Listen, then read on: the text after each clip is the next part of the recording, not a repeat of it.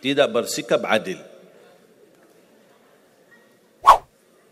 Makanya subhanallah, semakin anda mantap imannya terhadap takdir, semakin hidupmu jadi nikmat. Saya kasih contoh.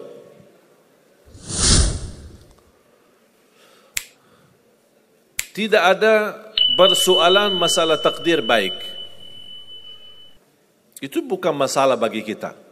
Justru kita bertambah senang kalau kita mendapatkan takdir yang baik. Tapi yang menjadi persoalan bermasalah bagi kita adalah takdir buruk. Ketika ditimpa musibah, ketika ada ujian, ada sakit, kesulitan, penghasilan yang tidak mencukupi, dan banyak masalah keluarga, masalah rezeki, masalah sama majikan, masalah di kerjaan, itu yang membuat banyak beban fikiran.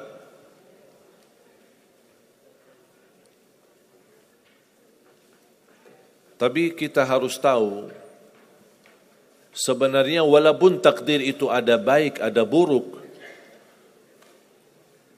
kenyataannya buruk, nampaknya buruk, tapi hakikatnya baik. Hakikatnya baik. Tapi kapan kita bisa tahu takdir yang buruk ini bisa menjadi baik bagi kita? Belum tentu sesaat terjadi ujian itu. Bisa jadi belakangan, bahkan bisa menjadi sekian lama baru kita tahu dan sadar ternyata takdir itu baik bagi kita.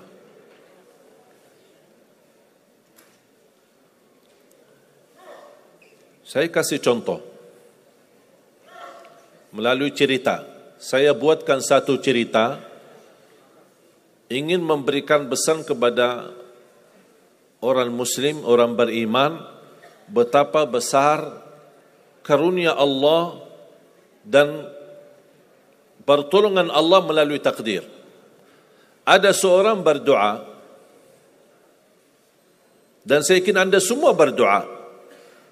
Setiap berkesempatan, setiap salat, setiap sujud atau tahajud, duha, pasti anda semua berdoa.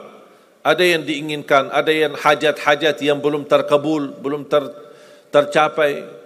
Bertemu orang salih, bertemu ulama, bertemu habib, minta didoakan, tolong doakan, semoga lancar urusan saya, semoga dapat jodoh, semoga insya Allah dapat keturunan, semoga hasil dan rezeki yang saya dapatkan menjadi berkah dan bermanfaat bagi saya dan keluarga. Ada orang berdoa kepada Allah Subhanahu Wa Taala. Mohon jamaah sekalian dengar cerita ini baik-baik, karena ada pesan hikmah yang kita bisa ambil.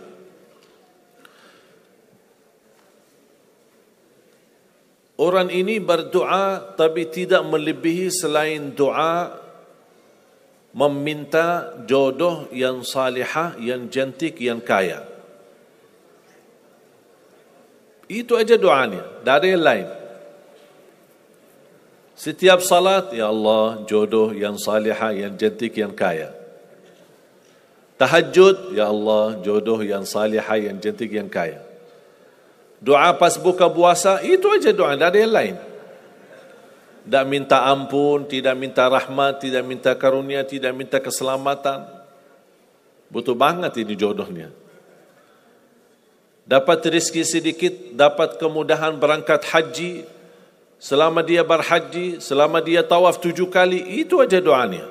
Ya Allah, jodoh yang salihah, yang cantik, yang kaya. Safa Marwah sa'i, ya Allah, jodoh yang salihah, yang cantik, yang kaya. Tak ada yang lain.